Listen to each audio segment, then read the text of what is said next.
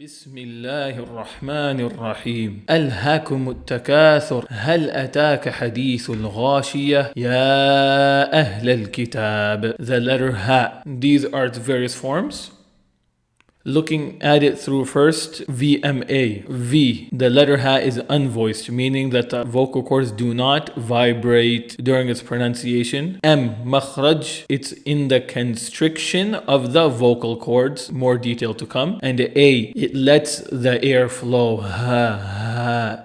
Now, the letter ha. Ha. Hu. He. Ah. How is it pronounced? So we as humans take out air through our stomach past the vocal cords. Now either we want the air to be voiced, and when we do that we make the vocal cords vibrate. Ha, ha. But let's put that aside. We're not talking about the vibration. For the ha is unvoiced. It doesn't have a vibration. So it's not voiced, but the vocal cords are still used. That's what you need in order to make the ha sound. So let's remove the vibration and look at the vocal cord in terms of its openness and closedness. So if I want to breathe air with a completely open vocal cord, just breathing air, passing air without any voice, it's like this. You can barely hear anything. Or either I completely close the vocal cords, in that I prevent the air from coming out.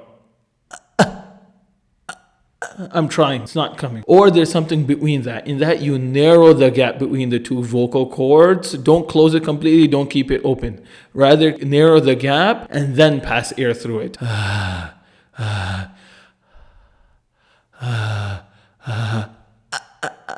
Then the more you close your vocal cord, the more pressure it is, and the more the ha sound is emphasized.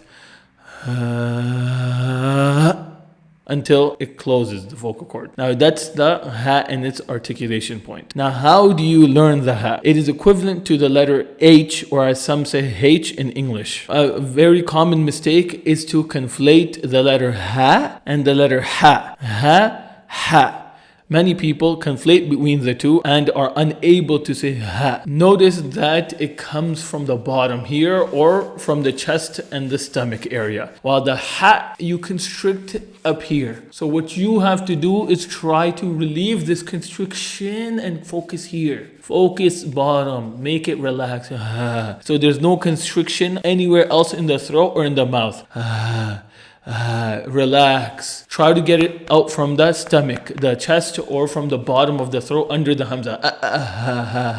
And with practice, if you keep trying it, you will get it, inshallah. The first thing is to identify the difference between ha and ha. Once you can identify the difference in sound, then you go on to practice the correct sound. Some people in their kasra and dhamma vowel, they say the ha correctly. But when it comes to fatha or the sakin, they do it incorrectly. So they'll say hu, he, ha, ah. So in that, try to practice a hu and he and feel how you're pronouncing it. Hu, he, and then transition to hu, he, ha, hu, he, ha, ah. And so on and so forth. One way I make my students practice it is make them tired. I make them do some exercise. I tell them to run back and forth, do a few laps, and then they come back tired, heavily breathing.